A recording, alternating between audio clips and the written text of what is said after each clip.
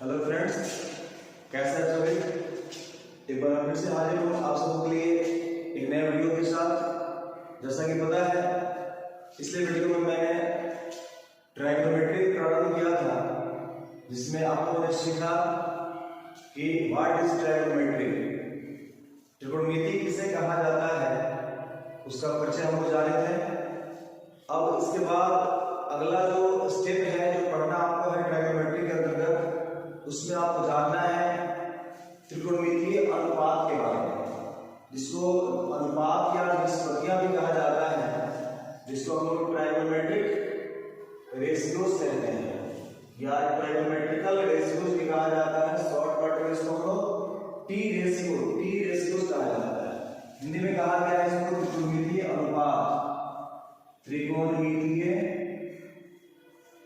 त्रिकोणमितीय अनुपात कहा जाता है। तो बच्चों, आपको पता है कि त्रिकोणमिति के अंतर्गत हम लोग किसका अध्ययन करते हैं। तो त्रिकोणमिति के अंतर्गत हम लोग समकोण त्रिभुज के भुजाओं और कोणों को मापने का अध्ययन करते हैं। तो चलते इसी क्रम में बात करते हैं कि अनुपात होता क्या है। तो सबसे पहले, जैसा कि पता है, त्रिभुज के अनेक प्रकार हैं, लेकिन सिर्फ समकोण त्रिभुज में ही सभी भुजाओं का, तीनों भुजाओं का एक खास नाम दिया जाता है, जिसको हम लोग लंब, आधार और कर्ण के नाम से जानते हैं। तो आज हम लोग सीखेंगे किस भुजा को लंब कहा जाता है, किसको आधार और किसको कर्ण कहा जाता है। तो सबसे पहले यहाँ एक समकोण त्रिभुज बनाया गया, जैसा फिगर आपको दिख रहा है।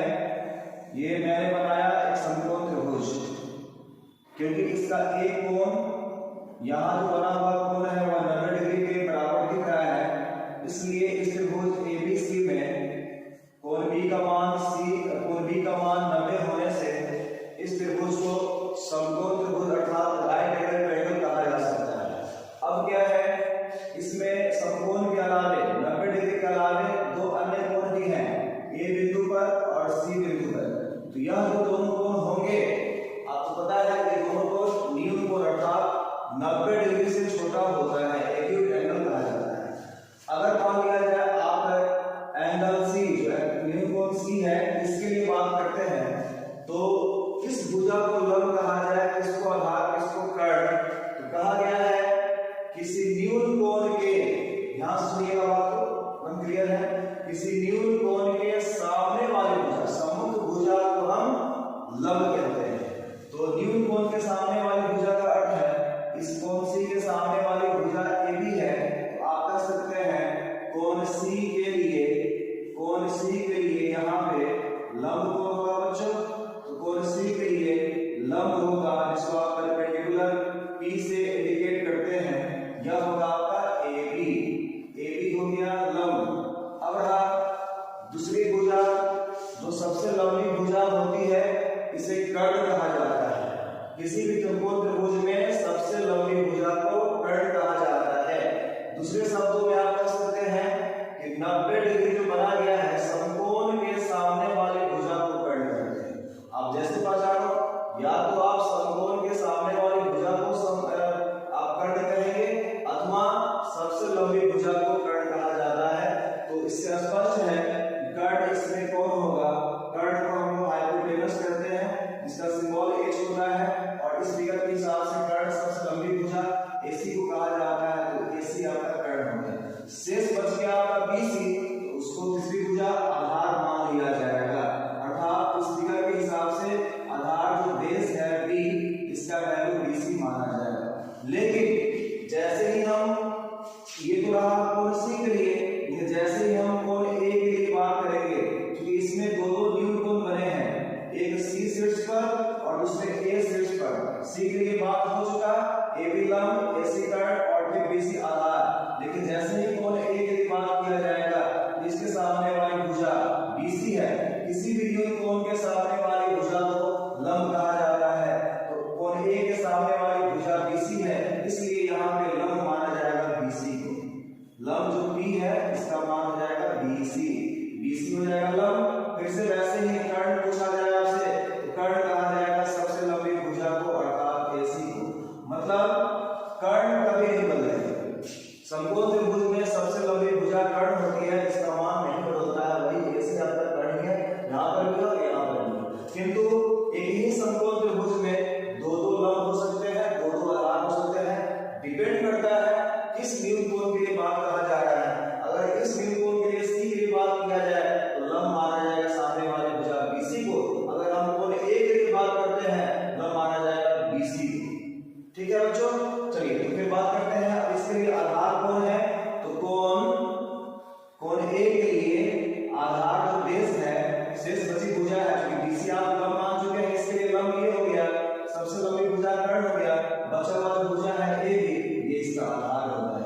इस तरीके से समकोण त्रिभुज में दो दो लंब होते हैं, दो दो आधार होते हैं, किंतु कर्ण हमेशा एक ही रहता है, सबसे लंबी भुजा को माना जाता है।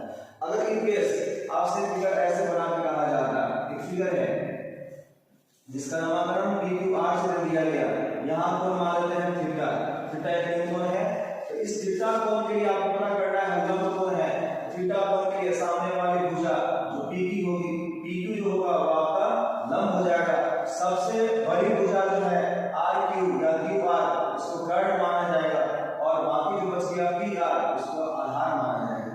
इस न्यून कोण थीटा के लिए बात हो रहा है, लेकिन जैसे ही कोण Q के लिए बात करेंगे तो फिर सामने वाली भुजा ये आपका लंब हो जाएगा, सबसे लंबी भुजा QR कर्ण हमेशा रहेगा और आधार हो जाएगा P।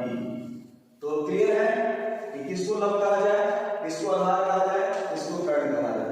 अगर ये स्पष्ट है तो आपको त्रिकोणमितीय अनुपात या निष्पत्तियां समझने में आसान होगा, और ये क्या होता है इसको सुनते हैं। चलिए बच्चों पढ़ाया है, ये बिल्कुल एक बेसिक नॉलेज दिया जा रहा है आप लोगों को ट्राइगोनोमेट्री के अंतर्गत, जिसमें आप समझ रहे हैं कि समकोण त्रिभुज में समकोण के अलावा और भी न्यून कोण जो होते हैं उसके लिए लंब किसे, आधार किसे और कर्ण किसे कहा जाता है। अब जानेंगे हम कि व्हाट इज टी रेशियोज।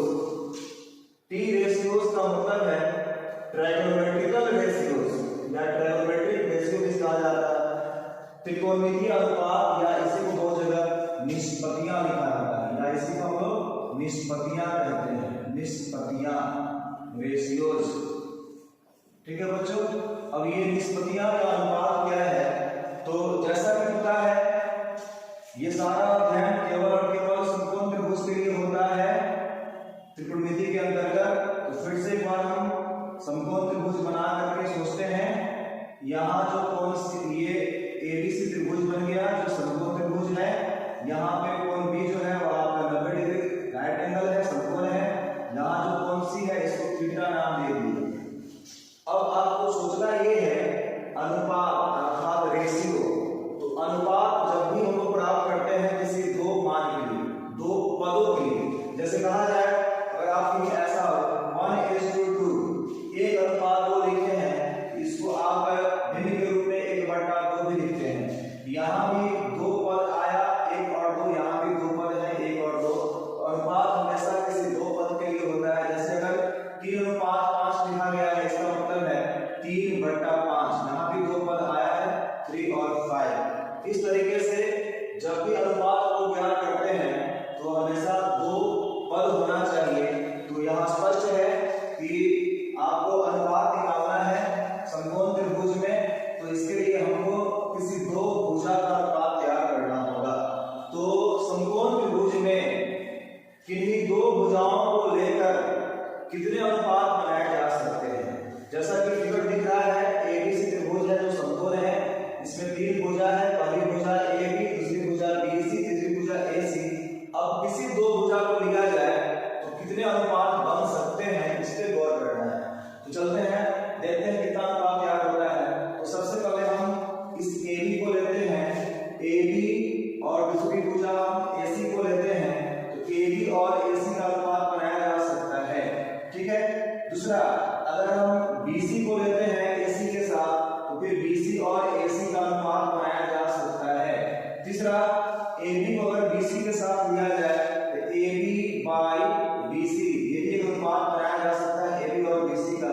इस तरीके से यह तीन अनुपात बना, और जस्ट इसका व्युत्क्रम, इसका इन्वर्स कर दे, उल्टा कर दिया जाए तो 3 और अनुपात प्राप्त होंगे। तो इसका उल्टा करके आप सोचिए तो पता चलेगा AC/AB आपको लिखना पड़ा, इसका उल्टा करके सोचिए तो AC/BC लिखना पड़ा, इसका उल्टा करिए तो BC/AB लिखना पड़ा।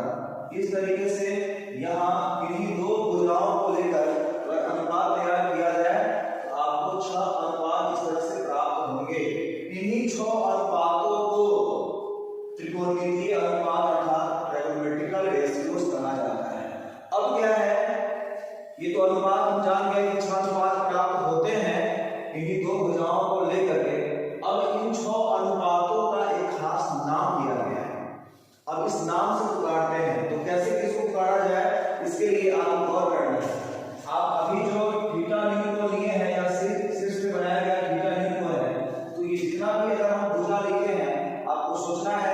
इस थीटा के लिए ये सब भुजा क्या है, तो बात करते हैं थीटा के लिए ए बी क्या है। फिगर में आपको दिख रहा होगा थीटा के लिए ए बी जो है वह लंब है और ए सी जो है वह कर्ण है। इस तरीके से हम कह सकते हैं क्या कि ए बी और ए सी जो अनुपात है थीटा के लिए लंब और कर्ण का अनुपात है। तो किसी भी समकोण त्रिभुज में ध्यान रखिएगा, किसी भी समकोण त्रिभुज में किसी न्यून कोण थीटा के लिए लंब और कर्ण के इस अनुपात को हम साइन थीटा कहते हैं, साइन थीटा कहते हैं।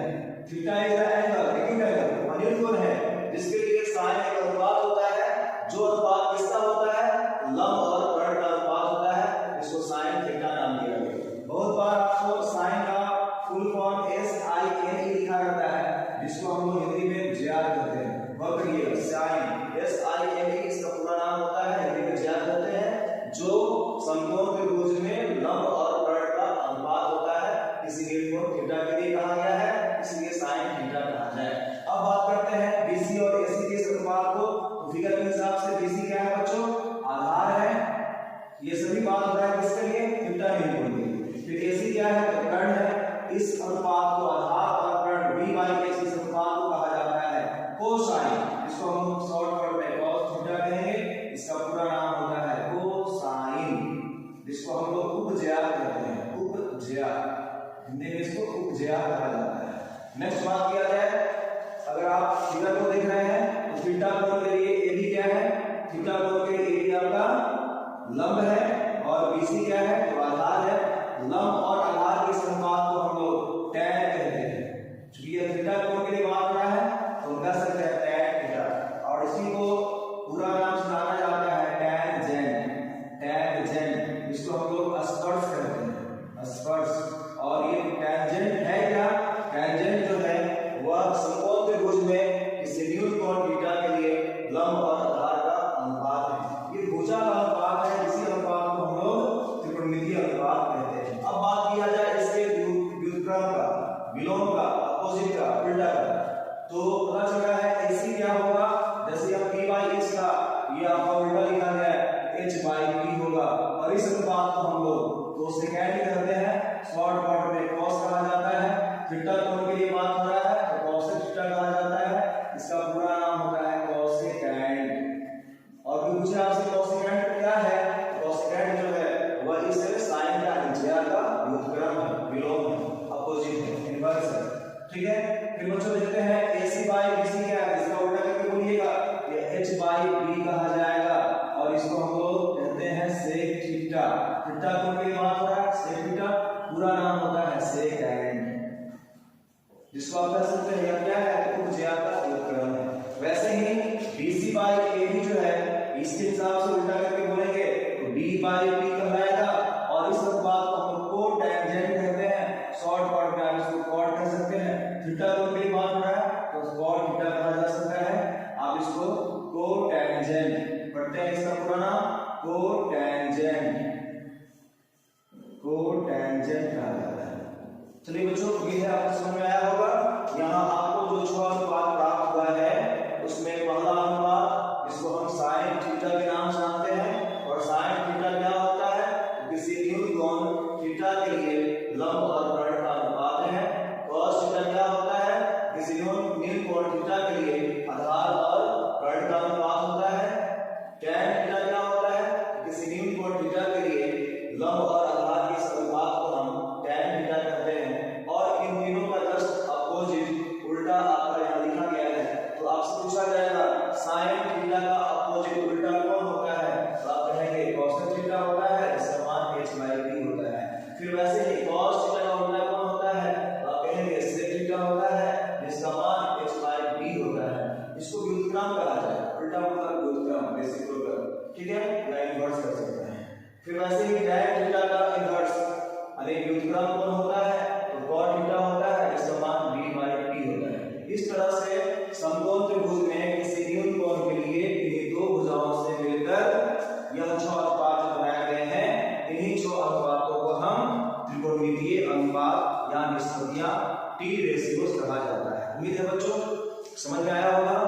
अब नेक्स्ट हम बात करते हैं ये सभी निष्पत्तियां जो है ये कैसे हम इसका मान ज्ञात करते हैं किसी दिए गए मान के लिए, तो हम इसके लिए फिर नेक्स्ट वीडियो में बात करेंगे कि कैसे किसी निष्पत्तियां का मान या कोसाइन हो, कॉस हो, टैन हो, जो भी आपका यह अनुपात आप पढ़ रहे हैं, सुन रहे हैं, इनका मान कैसे निकाला जाता है और क्या क्या दिया जाता है, ये बहुत ही बेसिक टर्म है और इसी चीज को समझना है। और आपको 10th के सिलेबस के अंतर्गत में ये प्रारंभिक आपको जो भी नॉलेज दिया जा रहा है और यहीं से आपका चैप्टर प्रारंभ होगा, चाहे वो आपका बीटीपीसी का बुक हो या कोई भी टेक्स्ट बुक हो या जैसे भी आप किसी स्टेट बोर्ड का हो या कोई प्राइवेट एप्लीकेशन जो भी आप पढ़ते हो, भारती भवन है, आर डी शर्मा है, आर एस अग्रवाल है, जो भी है उनमें आप जा करके इस क्वेश्चन को सोल्व कर सकते हैं, वहीं से आपका स्टार्टिंग होता है। तो नेक्स्ट वीडियो में बात करेंगे कि कैसे किसी टी रेशियोज का त्रिकोणीय अनुपातों का मान हम लोग दिए गए मान से ज्ञात करते हैं। तो उम्मीद है ये वीडियो आपको समझ में आया होगा, अच्छा लगा होगा। अगर अच्छा लगा हो जरूर इसको है ना लाइक करिएगा, कमेंट करिएगा और इसको ज्यादा से ज्यादा शेयर करते रहिएगा। और मेरे चैनल को, इसका नाम है टिक मैथ, मैंने पहले इसका नाम मैथमेटिक्स ट्यूटोरियल ढाका के नाम से दिया था, बट अब इसका नाम मैंने चेंज करके रखा है टिक मैथ बाय एस गौरव। ये मेरा चैनल हुआ यूट्यूब पे, आप इसको सब्सक्राइब भी करेंगे और उम्मीद है ये वीडियो आपको पसंद आया होगा। तब तक के लिए